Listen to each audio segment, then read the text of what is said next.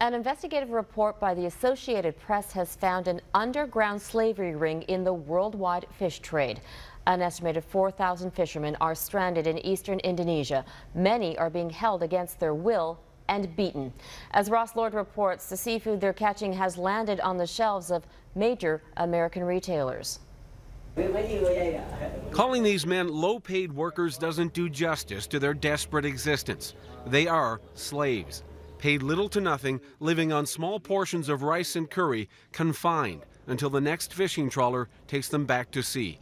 The slaves describe 20 to 22-hour shifts, dirty drinking water, and being beaten or whipped for complaining.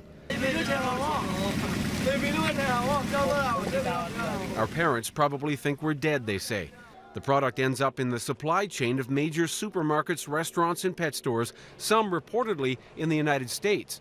But a complex network makes it impossible to tell if a particular can might have slave-caught seafood. A group representing American seafood companies says its members are troubled. It's not only disturbing, it's disheartening, because our companies have zero tolerance for labor abuses.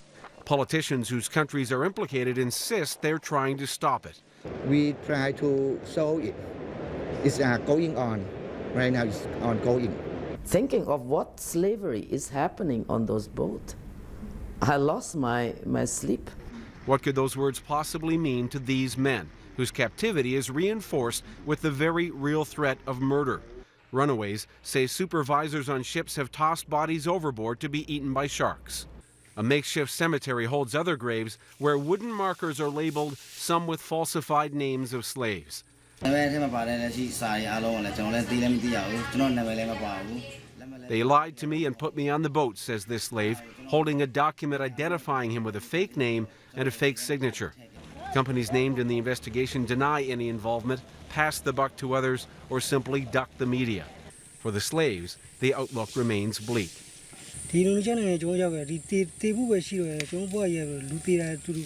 This former fishing slave says there is no way back home for us. The only thing that awaits us here is death. Ross Lord, Global News.